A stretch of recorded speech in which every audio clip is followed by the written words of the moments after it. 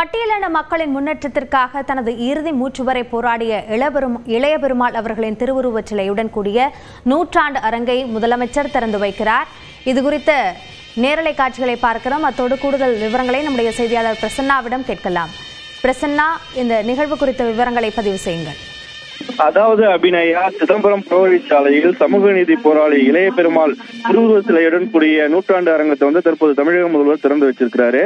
சிதம்பரத்துல இன்று நடைபெறும் பல்வேறு அரசு நிகழ்ச்சிகளில் பங்கேற்பதற்காக தமிழக முதலமைச்சர் நேற்று இரவு பாம்பன் எக்ஸ்பிரஸ் ரயில் மூலம் சிதம்பரம் வந்திருந்தாரு.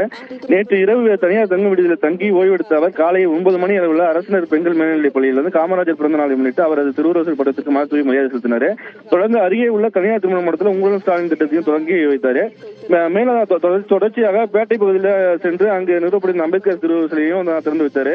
தொடர்ந்து சிதம்பரம் நகரில் இருந்து சிதம்பரம் புறவழிச்சாலை வரை வாகனத்தில் அமர்ந்தவர் மனுக்களை பொதுமக்களிடம் பெற்றிருந்தார். தற்பொழுது லால்புரம் ஊராட்சியில் புறவழிச்சாலையில் 6,39,00,000 செலவுல கட்டப்பட்டிருக்கும் சமூக நீதி போராளிகள் இளைய பெருமாள் நூற்றாண்டு நினைவு அரங்கத்தை தற்போது முதல்வர் திறந்து வச்சிருக்காரு. இந்த அரங்கத்தில் முகப்பில் அவரது முழு திருவுருவ சிலையும் வைக்கப்பட்டுள்ளது.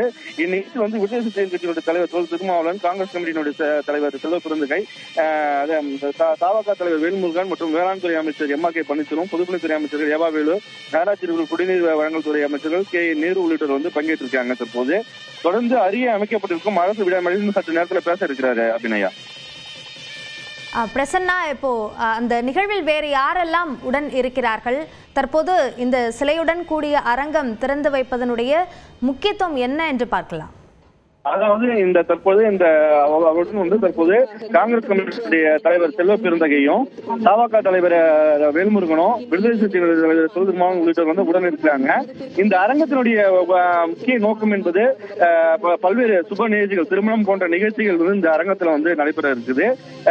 இந்த அரங்கத்துல சாப்பிடுவதற்கான உண்டான அறைகளும் பல்வேறு அறைகளும் இந்த அரங்கத்துல இருக்கு அபிநயா. முதலமைச்சருடைய நிகழ்வு குறித்த விரிவான விவரங்களுக்கு நன்றி பிரசன்னா. இந்திய கம்யூனிஸ்ட் கட்சியின் மாநில செயலாளர்